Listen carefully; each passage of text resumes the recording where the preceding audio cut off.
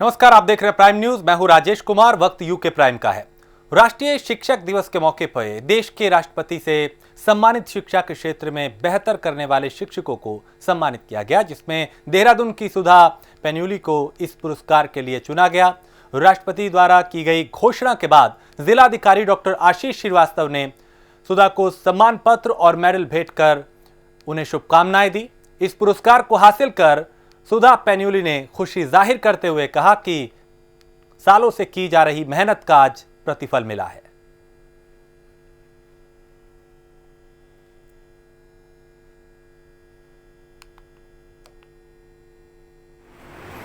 आज राष्ट्रीय शिक्षक पुरस्कार प्राप्त करने में मुझे बहुत खुशी हो रही है। खुशी इतनी ज़्यादा कि शब्दों में बयां करना मुश्किल है। एक लंबी सेवा के दौरान किए गए हार्डवर्क का रिजल्ट जब इस तरह के अवार्ड के रूप में होता है तो सच में बहुत खुशी होती है दिल से, और साथ ही साथ मोटिवेशन मिलता है और आगे अच्छा करने के लिए। देहरादून के लिए जो है गर्व का विषय है कि हमारे बीच की एक टीचर को जो है आज शिक्षक को महामहिम राष्ट्रपति जी द्वारा राष्ट्रीय शिक्षक पुरस्कार दिया गया है। और दूसरा, आज ही शिक्षक दिवस के दिन हम एक कार्यक्रम लॉन्च करने जा रहे हैं देहरादून के लिए, जिसको हमने नाम दिया है पढ़ो दून बढ़ो दून। और इसमें हमारे यहाँ अभी पूरे जनपद में लगभग 19,122 लोग हैं जिनको कि साक्षर बनाना है, और अगर इनकी साक्षरता कर दी जाती है तो जनपद जो है पूरी तरीके से 100% साक्षर हो जाएगा। तो इस कार्यक्रम के तहत हम आज एक पोर्टल लॉन्च कर रहे हैं। उस पोर्टल को लॉन्च करने के बाद जो भी वॉलंटियर करना चाहता है ऐसे लोगों को पढ़ाने के लिए, जो लोग अभी साक्षर नहीं हैं, इनमें से बहुत सारे लोग ऐसे हैं जो कि काफ़ी एज के हैं, तो उन लोगों को भी पढ़ाने के लिए कि हम कोशिश ये कर रहे हैं कि जब अगला गणतंत्र दिवस हम मनाएं तो उस गणतंत्र दिवस के दिन हमारा जनपद जो है पूरी तरीके से साक्षर हो, 100% साक्षरता इसके अंदर हो। उसके लिए वो पोर्टल कर रहे हैं। लोग वॉलंटियरली इसमें अपना रजिस्ट्रेशन करेंगे और एक व्यक्ति अधिकतम 5 लोगों को इसमें साक्षर कर पाएंगे। डोईवाला के पब्लिक इंटर कॉलेज में शिक्षक दिवस के मौके पर स्कूल के शिक्षक रहे तमाम गुरुजनों का सम्मान करते हुए उन्हें प्रतीक चिन्ह भेंट किए गए। कार्यक्रम में कांग्रेस के वरिष्ठ नेता और पूर्व कैबिनेट मंत्री हीरा सिंह बिष्ट ने शिरकत की और कार्यक्रम का शुभारंभ करते हुए शिक्षक दिवस के मौके पर सभी शिक्षकों को उनके योगदान के लिए सम्मान देते हुए कहा कि आज देश का जो शिक्षक है वो देश को शिक्षित कर रहा है। सर्वपल्ली राधाकृष्णन जी जो हमारे दूसरे राष्ट्रपति रहे देश के, उनका जन्म दिवस है और मुझे बड़ी खुशी है कि पब्लिक इंटर कॉलेज के प्रबंधक होने के नाते मुझे ये दूसरे वर्ष ये कार्यक्रम करने का सौभाग्य मिला। मैंने पिछले साल एक लक्ष्य निर्धारित किया था कि जो शिक्षक यहाँ से रिटायर हो चुके हैं पब्लिक इंटर कॉलेज से, चाहे वो 80 वर्ष के हों, चाहे 70 के हों या उससे ज़्यादा के हों, मैंने कहा कि इन सब लोगों को बुलाया जाए और जिन्होंने सेवा करी है उनको बुलाकर हम यहाँ सम्मानित करने का काम करेंगे। पिछले वर्ष भी मैंने 10 लोग सम्मानित किए थे और इस बार मैंने 14 लोगों को सम्मानित करने का कार्यक्रम रखा। धर्मनगरी हरिद्वार में कांग्रेस सेवा दल के कार्यकर्ताओं ने केंद्र सरकार की नई शिक्षा नीति का जमकर विरोध किया। साथ ही केंद्र के खिलाफ नारेबाजी और प्रदर्शन किया। कांग्रेस सेवा दल यंग ब्रिगेड के प्रदेश उपाध्यक्ष विशाल राठौर ने कहा, नई शिक्षा नीति सभी के लिए नुकसानदायक है। नई शिक्षा नीति किसी के लिए उपयोगी साबित नहीं होने वाली। दूसरे वर्ष में आगे कंटिन्यू करेगा, तीसरे वर्ष में ग्रेजुएशन रखी है और चौथे वर्ष में इन्होंने उसको रिसर्च रखा है। और पहले पोस्ट ग्रेजुएट की पढ़ाई 2 वर्ष की होती थी, अब इन्होंने 1 वर्ष की कर दी है। एमफिल की इन्होंने पढ़ाई खत्म कर दी है। दूसरी बात, 6 वर्ष से ये कह रहे हैं कि हम बाहर की यूनिवर्सिटियों को यहाँ बुलाएंगे, यानी कि शिक्षा का भी बाजारीकरण करना चाहते हैं। ऑक्सफोर्ड को बुलाना चाहते हैं, कैम्ब्रिज को यहाँ बुलाना चाहते हैं। तो भारतीय यूनिवर्सिटियाँ में ये बच्चे कैसे पढ़ पाएंगे गरीब मजदूरों के? वो यूनिवर्सिटी यहाँ आएगी तो अपने बाजारीकरण के हिसाब से वो पैसा लगाएगी और शिक्षा में पैसा कमाएगी, जहाँ पर गरीब बच्चों का पढ़ना दूभर हो जाएगा।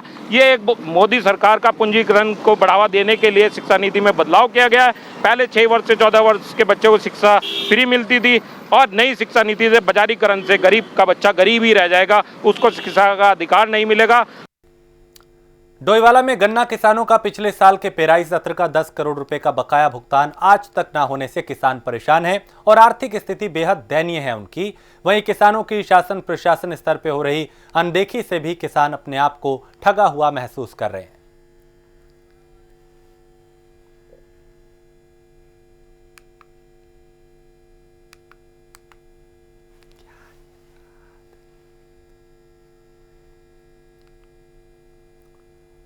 उत्तराखंड कांग्रेस ने राज्य के अलग अलग मुद्दों को लेकर प्रदेश सरकार को घेरने के लिए चरणबद्ध आंदोलन का ऐलान किया, जिसके तहत बेरोजगारी, किसान, देवस्थानम बोर्ड समेत तमाम विषयों को लेकर प्रदेश सरकार के खिलाफ प्रदर्शन किया जाएगा। कांग्रेस प्रदेश अध्यक्ष प्रीतम सिंह ने बताया, बढ़ती बेरोजगारी के विरोध में हर ब्लॉक में 12 सितंबर को धरना प्रदर्शन किया जाएगा। तमाम ब्लॉक अध्यक्षों को ये निर्देशित किया है कि हर ब्लॉक में जो है बेरोजगारी को लेकर के कम से कम 40 और 50 लोग जो है सोशल डिस्टेंसिंग का पालन करते हुए धरना देने का काम। तो ये हमने 12 सितंबर को रखा है और 23 सितंबर को विधानसभा का सत्र प्रारंभ है। विधानसभा के बाहर बहुत सारे विषय हैं, जिसमें एक बेरोजगारी का विषय भी है, किसानों का विषय भी है, कोरोना की महामारी में सरकार पूरी तरीके से विफल साबित हुई, ये विषय भी है। साथ ही साथ में केदारनाथ के अंदर जो है तीर्थ पुरोहित अर्ध नग्न बदन के साथ जो है धरना प्रदर्शन करना वो विषय भी है। अर्थव्यवस्था भी है, प्रदेश का विकास पे, इन विषयों को लेकर जो है हम धरना देंगे। हरिद्वार में लगातार बढ़ रहे डेंगू के मामलों को देखते हुए जिला प्रशासन ने कमर कस ली है। डीएम के निर्देश पर अपर मेलाधिकारी हरबीर सिंह के नेतृत्व में सभी अखाड़ों और आश्रमों में वृद्ध अभियान चलाया गया, जिसमें स्वास्थ्य विभाग और नगर निगम की टीमों ने मौके पर जाकर डेंगू के लार्वा को नष्ट किया। ये अपने आप में एक ऐतिहासिक, एक अच्छा सुंदर कार्य कदम है, जिसको कि मतलब जो है अनेक प्रकार की लोगों की अपेक्षाएं थी और उसके लिए प्रशासन का मतलब हम लोग जो है शासन प्रशासन का धन्यवाद व्यक्त करते हैं। और हृदय से जैसे कि रहा कि मतलब अनेक प्रकार का आपके सामने जो भी अधिकारी हैं लेकर जो चल रहा है देश भर में, क्या है कि कुछ महीना भी होता है, ये आप 10 दिन कंट्रोल कर लिए, 15 दिन कंट्रोल कर लिए तो समझिए सीजन का बदलता हुआ अर्थ है शीतकाल का अंत होने, मतलब बरसात काल का अंत होने जा रहा है। इसी समय अनेक प्रकार का भादों का महीना अपने आप में आता है कि ये कीड़ा फतिंगों का महीना होता है। 12 महीना में ये महीना में अधिकांश होते हैं। इस समय सही डेंगू के साथ साथ अनेक प्रकार के जो कीटाणु जन्म लेते हैं वो सभी नष्ट हो जाते हैं। आज जो है डेंगू के खिलाफ जो है अभियान चलाया गया, ये पहले से ही चल रहा है और सभी अखाड़ों में आज ये अभियान चलाए जाने के निर्देश प्राप्त हुए थे। इसके क्रम में 3 अखाड़ों में ये कर लिया गया है, बाकी आनंद, आवाहन और अग्नि अखाड़े में भी होगा। इसके बाद दोपहर तक जो है सभी अखाड़ों में ये जो है पूरा कर लिया जाएगा। आप जानते हैं कि इस समय डेंगू का प्रकोप काफ़ी जो है बढ़ चुका है और लोग जो है लापरवाही कर रहे हैं। जो वहाँ पे पानी इकट्ठा उनके घरों के आसपास जहाँ हो रहा है या उनके प्रतिष्ठान के आसपास हो रहा है। अभी आपने एक अखाड़े में देखा भी कि वहाँ जो है डेंगू का लार्वा जो है काफ़ी मात्रा में पाया गया है। तो लोगों को जागरूक करना भी बहुत ज़रूरी है और लोगों से अनुरोध भी है कि अपने आसपास जो है पानी इकट्ठा ना होने दें। हरिद्वार में गुरुद्वारा ज्ञान गोदड़ी का मुद्दा एक बार फिर गर्मा गया है। पंजाब में सिखों के संगठन ऑल इंडिया सिख कॉन्फ्रेंस द्वारा हरिद्वार में हर की पौड़ी स्थित भारत का स्काउट एंड गाइड के कार्यालय को गुरुद्वारा बताकर कब्जा करने की चेतावनी के बाद प्रशासन के हाथ पांव फूल गए। चेतावनी के तुरंत बाद ही प्रशासन ने भारत स्काउट एंड गाइड के कार्यालय के बाहर बैरिकेडिंग लगा दी गई। देखिए, हमें सूचना मिली थी कि उनका आज भी आवाहन है, आगमन है, तो उस हिसाब से हमने स्टेटस को यथास्थिति मेंटेन करने के लिए अपनी व्यवस्थाएं कर रखी हैं। पे ड्यूटीज़ लगा रखे हैं, हमारे ड्यूटी पॉइंट्स यहाँ पे हमारे हर की पौड़ी क्षेत्र में लगा रखे हैं और बाकी इसमें जैसे भी कार्रवाई है वैसे उसमें करेंगे। सीमाओं पे भी हमारी जब ड्यूटीज़ लगी हुई हैं और उनको भी ब्रीफ कर दिया गया है उसी अनुसार कि हमारा जो स्टेटस को है, शांति व्यवस्था, कानून व्यवस्था और स्टेटस को मेंटेन रहे। किसी भी यही है कि हम लोगों को अपनी शांति व्यवस्था और कानून व्यवस्था बना के रखनी है और जो भी हमारा पीसफुली जो हमारा पूरा मैटर सारा सॉल्व हो जाए, यही हमारी हो रही है। कोरोना के लगातार तेजी से बढ़ते मामलों के बीच हरिद्वार जिला कोरोना संक्रमण के सभी आंकड़ों को छोड़कर आगे निकल गया है। हरिद्वार जिले में सैंपलिंग, संक्रमित लोगों की संख्या और कंटेनमेंट जोन की संख्या प्रदेश के सभी जिलों में सबसे ज्यादा हो गई है। पूरे विश्व में जहां कोरोना महामारी से हाहाकार मचा हुआ है, वहीं हमारा देश भारत भी से छूता नहीं है। देवभूमि उत्तराखंड लगातार कोरोना के मामले से बढ़ता जा रहा है। आपको बता दें कि हरिद्वार में लगातार कोरोना मामले जहां बढ़ते जा रहे हैं, वहीं देवभूमि के कई जिले ऐसे हैं जहां पर लगातार संक्रमण फैलता जा रहा है। वहीं अगर बात करें धमनगरी हरिद्वार की, तो कोरोना का मुख्य केंद्र उत्तराखंड का ही बन चुका है। लगातार सैकड़ा लगातार मारता जा रहा है और कोरोना के मामले लगातार यहाँ पर बढ़ते जा रहे हैं। बात करें धमनगरी हरिद्वार की, तो वह भी जो स्वास्थ्य विभाग है लगातार अपनी पैनी निगाह बनाए हुए है, प्रदेश सरकार यहाँ पर बनाए हुए है, लेकिन फिर भी कोरोना पर लगातार मामले बढ़ते जा रहे हैं और सरकार के माथे पर शिकन लगातार बढ़ती जा रही है। विपक्ष भी निशाना लगातार साध रही है। देखने वाली बात यहाँ पर यह है कि जिस तरह से हरिद्वार की कोतवाली, ज्वालापुर की कोतवाली, स्वास्थ्य विभाग, मुख्य चिकित्सा अधिकारी का ऑफिस लगातार सब संक्रमित हो चुके हैं। पीडब्ल्यूडी अधिकारी, सिंचाई विभाग, ये वो महकमे हैं जिनका असर आगामी कुंभ में जो कार्य चल रहे हैं उन पर भी पड़ता हुआ नजर आ रहा है, क्योंकि 2021 में कुंभ है और कुंभ को लेकर लगातार हरिद्वार में तैयारी चल रही है। लेकिन यही लोग कोरोना संक्रमण के मारे इनके जो ऑफिस पाबंद हो चुके हैं, तो उसका सीधा असर कुंभ के कार्यों पर लगातार देखा जा रहा है। इसके लिए लगातार संतों की बैठक धमनगरी हरिद्वार में प्रदेश के सरकार में लगातार इसकी हलचल लगातार बढ़ी हुई है। आज भी एक बैठक थी, तो देखा जाए कहीं ना कहीं धमनगरी हरिद्वार सहित कोरोना के मामले लगातार ग्रामीण क्षेत्रों में बढ़ते जा रहे हैं। लेकिन खुशी की बात यह है कि उत्तराखंड के अंदर जो 22,000 मामले हैं, उसमें से 15,000 लोग ठीक हो चुके हैं और मात्र 300 लोगों की अभी तक कोरोना से मौत हो चुकी है। फिलहाल स्थिति अंडर कंट्रोल है, लेकिन जिस तरह से मामले बढ़ते जा रहे हैं धमनगरी हरिद्वार में, अब फिलहाल ये चिंता का विषय सरकार के लिए बनता जा रहा है, क्योंकि जिस तरह से हरिद्वार एक केंद्र बन चुका है उत्तराखंड का, तो निश्चित रूप से अगर देखा जाए तो हरिद्वार के लिए बहुत बड़ी समस्या यहाँ पर पैदा होती नजर आ रही है। अब देखना होगा सरकार आने वाले समय में कोरोना पर किस तरह से शिकंजा कसती हुई नजर आएगी। प्राइम न्यूज़ के लिए नरेश तोमर, हरिद्वार। तो उत्तराखंड में 23,000 से ज्यादा लोगों में कोरोना की पुष्टि हो चुकी है। सबसे ज्यादा मामले देहरादून, हरिद्वार, नैनीताल जिलों से सामने आए। जिलाधिकारी देहरादून ने इस संबंध में बताया कि देहरादून में अब तक 4,900 पॉजिटिव केस सामने आ चुके हैं। और जनपद देहरादून के अंदर लगभग 4,900 केसेस जो है इस समय रिपोर्टेड हैं और इसमें से हमारे एक्टिव केसेस जो हैं वो लगभग 1600 के आसपास हैं और लगभग इसमें से जो डेथ्स हैं हमारे यहाँ वो 153 लोगों की डेथ हुई है। इसमें जो देहरादून से रिलेटेड केसेस हैं उनमें काफ़ी जो नंबर है डेथ का वो रिलेटिवली काफ़ी कम है। बहुत सारे लोग, क्या आपको पता है कि टर्शियरी हेल्थ केयर सेंटर की वजह से देहरादून आते हैं, तो बहुत सारे लोग कोमॉर्बिडिटी की वजह से हमारे जो उत्तर प्रदेश के हमारे पड़ोसी जनपद हैं, इसके अलावा उत्तराखंड के अन्य जनपदों से लोग यहाँ पर आते हैं, तो उसकी वजह से ये इशू है। लगभग 74,000 सैंपल्स जो है अभी तक टेस्ट किए जा चुके हैं और टेस्टिंग कंटिन्यूअस चल रही है हमारे यहाँ। लगभग पर डे 1600 के आसपास टेस्ट इस समय जो है देहरादून के अंदर किए जा रहे हैं।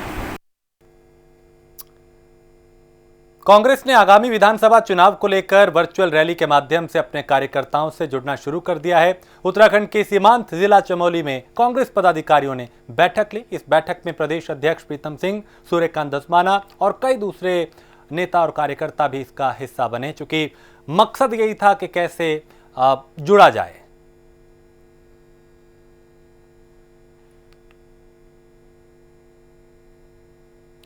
रुद्रपुर कोतवाली पुलिस को नशे के खिलाफ सफलता हाथ लगी है। रामपुरा चौकी पुलिस ने स्मैक के साथ एक आरोपी को गिरफ्तार किया है। पुलिस के मुताबिक इस क्षेत्र में गश्त कर रही थी पुलिस, तभी केदारनी चौराहे पे एक संदिग्ध व्यक्ति दिखाई दिया और जब उसकी तलाशी ली गई तो उसके पास से चरस बरामद हुई। हाँ, आज हमारे रामपुरा चौकी पुलिस के जो आईसी हैं उन्होंने अपने फोर्स के साथ मिलकर के एक व्यक्ति जिसका नाम राकेश कोहली है को 9.35 ग्राम स्मैक के साथ पकड़ा है, जो केदारनी चौक जो अंदर रामपुरा में है, केदारनी चौक उस क्षेत्र से पकड़ा। उसी के पास से ये स्मैक बेचते हुए पकड़ा गया। ये सर कहाँ से लाता था, कोई पूछताछ? ये अभी इसमें पूछताछ चल रही, इन्वेंट्री तैयार हो रही है। अब पूछताछ के बाद जो भी ये बताएगा उस पर भी कार्रवाई की जाएगी। उत्तराखंड विधानसभा का मानसून सत्र 23 सितंबर से शुरू होने वाला है, जिसके स्वरूप क्या होगा इसको लेकर चर्चा जोरों पर है। वहीं मुख्य विपक्षी पार्टी कांग्रेस द्वारा इस सत्र को वर्चुअल माध्यम से होने की चर्चाओं को लेकर सरकार से गैरसैंण में कराने की मांग की है। हालांकि अभी सरकार और विधानसभा अध्यक्ष द्वारा इस पर कोई फैसला नहीं लिया गया है। अगर वर्चुअल होती है तो वर्चुअल का मतलब क्या है, पहले कांग्रेस मुझे ये भी समझा है, फिर गैरसैंण में करें या देहरादून में करें या हरिद्वार में करें या पिथौरागढ़ में करें या अल्मोड़ा में करें। अगर वर्चुअल होनी है तो फिर वर्चुअल में कहीं बैठ के जाके पढ़ाई करनी है कि हम सब पहले भराड़ी साइन करेंगे फिर वहाँ से स्टार्ट करेंगे। लेकिन कैसी होनी है ये विधानसभा अध्यक्ष ही बैठेंगे, लेकिन मेरे राय में वर्चुअल होने की संभावना। रुड़की के लक्सर क्षेत्र के ओसपुर गांव में एक प्राइमरी शिक्षक की देर शाम गोली मारकर हत्या कर दी गई। बता दें कि ओम सिंह चौहान राजकीय प्राथमिक विद्यालय सुल्तानपुर में शिक्षक के पद पर कार्यरत हैं। देर शाम सुल्तानपुर से अपने घर ओसपुर जाते हुए घर के पास अज्ञात युवकों ने उनको गोली मार दी। फिलहाल पुलिस मामले की जांच कर रही है। में ओसपुर एक गांव पड़ता है, वहाँ का एक प्राइमरी स्कूल का एक टीचर है, उसका नाम है ओम सिंह चौहान। तो ये सुल्तानपुर में जहाँ पढ़ाता है वहाँ से लेट नाइट करीब 8 साढ़े 8 बजे अपने घर के लिए चला था। तो घर के पास ही अज्ञात लोगों ने इसको गोली मार दी और इसके सीने पे गोली लगी है और जिससे इसकी मौके पे डेथ हो गई थी। अभी उसकी कोई जानकारी मिल नहीं पाई कि क्या रंजिश थी, किससे रंजिश थी, और अभी वो तलाश कर रहे हैं और पुलिस ने उन्हें सूचना दी, उसके बाद कार्रवाई इसमें की जा रही है। बाजपुर में शिक्षक दिवस के मौके पर आदर्श कन्या इंटर कॉलेज में कार्यक्रम आयोजित किया गया, जिसमें अध्यापकों ने शिक्षक दिवस के मौके पर अपने विचार रखे। इस दौरान आदर्श कन्या इंटर कॉलेज के अध्यक्ष डॉक्टर नरेंद्र खत्री ने मां सरस्वती और सर्वपल्ली राधाकृष्णन के चित्र के सम्मुख दीप प्रज्वलित कर उन्हें पुष्प अर्पित किए और याद किया। उत्तराखंड के सभी टीचरों को शुभकामनाएं देना चाहूँगा। टीचरों के ऊपर एक बहुत बड़े राष्ट्र की जिम्मेदारी है। किसी राष्ट्र के निर्माण के लिए अध्यापक की बहुत बड़ी भूमिका होती है, लेकिन वर्तमान स्थिति में जो हमारी शिक्षा नीतियां हैं, अंग्रेज हुकूमत के समय में जो शिक्षा नीति लागू हुई, अधिकांश हम उसी के ऊपर चल रहे हैं। नई शिक्षा नीति आ रही है। जब तक शिक्षा नीति सही रूप से स्थापित नहीं होगी, शिक्षक उसी प्रकार से तब तक सही ढंग से स्थापित नहीं हो सकते। वर्तमान परिस्थितियाँ इस देश में ऐसी होती हैं कि शिक्षा विभाग ऐसे लोगों के पास होता है जिनका शिक्षा से कोई दूर दूर तक लेना देना ही नहीं होता। अभिभावक कहाँ तक उसको करें। वर्तमान में चाहे प्राइवेट स्कूल हैं चाहे गवर्नमेंट स्कूल हैं, शिक्षक सिर्फ एक अपने आप को अध्यापक समझ रहा है, जबकि वो राष्ट्र का निर्माता है। उसे राष्ट्र के निर्माता की भूमिका में ही देश के लिए कार्य करना चाहिए। ये मेरा इस मौके पर उनको संदेश है। टिहरी में जिलाधिकारी ने तोता घाटी का निरीक्षण किया। पिछले 2 महीनों से निर्माण कार्य एवं बरसात के चलते क्षतिग्रस्त सड़क को यातायात के लिए सुचारू करने को लेकर भी जिलाधिकारी ने अल्टीमेटम दिया है और कहा कि किसी भी तरह की कोई लापरवाही नहीं होनी चाहिए।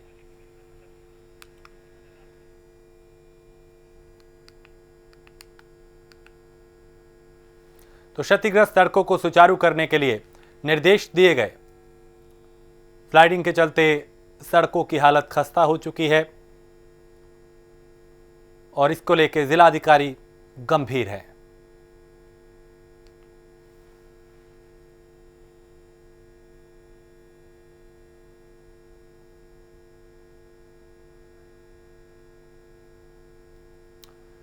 डोईवाला देहरादून हवाई अड्डे पर मॉक ड्रिल किया गया।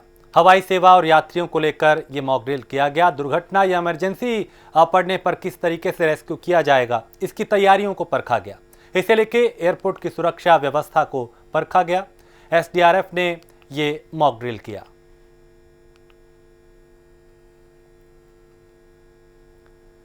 गोपेश्वर में पिछले कई वर्षों से दशोली के आधे दर्जन गांव विद्युत आपूर्ति की समस्या से परेशान हैं, जिसे लेकर क्षेत्र के जनप्रतिनिधि अधिशासी अभियंता विद्युत विभाग से मुलाकात करने पहुंचे। इस दौरान उन्होंने बताया कि दसोली ब्लॉक के कई गांव विद्युत आपूर्ति यहां पे सही से नहीं हो पा रही है, जिसके चलते लोगों को कई तरह की परेशानियां हो रही हैं।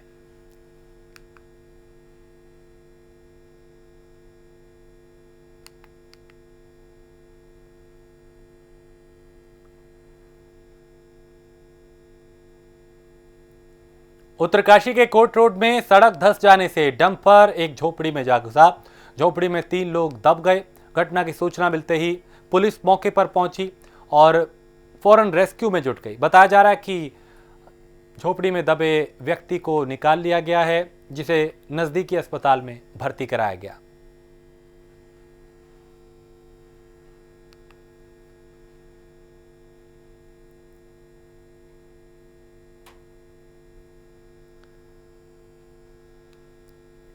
उधर किच्छा हल्द्वानी मार्ग के हॉट मिक्स निर्माण कार्य का क्षेत्रीय विधायक राजेश शुक्ला ने यहां पे शुभारंभ किया। विधायक ने यह भी कहा कि प्रदेश की भारतीय जनता पार्टी की त्रिवेंद्र सिंह रावत सरकार सबका साथ सबका विकास के साथ आगे बढ़ रही है। ये नगला किच्छा मार्ग बहुत मुख्य मार्ग है, क्योंकि ये 2 NH के बीच का स्टेट हाईवे है, इसलिए NH के द्वारा इसका निर्माण नहीं कराया जा सकता। इसकी स्थिति बहुत जर्जर हो गई थी, तमाम गड्ढे जगह जगह पड़ गए थे, चलना दूभर हो गया था, जनता परेशान थी। मैंने इसका संज्ञान लिया है और इसमें पहले गड्ढा भराना काम शुरू किया गया था, अब इस पर हॉट मिक्स से एक कोट पूरा करके इसको स्मूथ बनाया जा रहा है। आज इसका काम शुरू हुआ है। मैंने माननीय मुख्यमंत्री से अनुरोध किया था, उन्होंने इस सड़क के निर्माण के लिए धन दिया है, मैं उनका आभार व्यक्त करता हूँ और जनता से भी जिनको असुविधा हुई है इससे माफ़ी चाहता हूँ। और हमारा हमेशा प्रयास रहता है कि हम तेज़ी से क्षेत्र का विकास करें, क्योंकि ये बरसात का सीज़न था, बीच में बरसात में कुछ काम नहीं हो पाया है। PWD के अधिकारियों ने मुझे कहा था कि बरसात खत्म होते ही इस काम को शुरू करेंगे और मुझे खुशी है कि सितंबर के पहले सप्ताह में जैसा कहा गया था ये काम शुरू हो गया है और मैं आशा करता हूँ कि अच्छी सड़क बनेगी और लोग मुख्य सचिव, पर्यटन सचिव और जिला अधिकारी ने केदारनाथ धाम में निर्माणाधीन पुनर्निर्माण कार्य का निरीक्षण किया। निरीक्षण के दौरान मुख्य सचिव ने कार्यदायी संस्थाओं को कार्य में प्रगति लाने और गुणवत्तापरक कार्य कराने के निर्देश दिए, ताकि कहीं भी किसी भी तरह की कोई अनियमितता ना हो, कोई लापरवाही ना हो।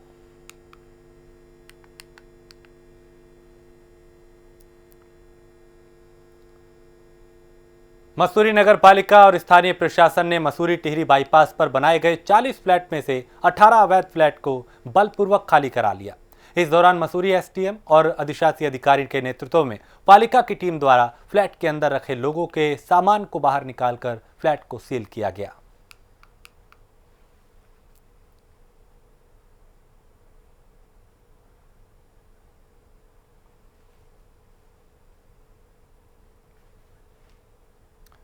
और इसी के साथ इस बुलेटिन में इतना ही। देश प्रदेश की बाकी खबरों के लिए आप देखते रहिए प्राइम न्यूज़।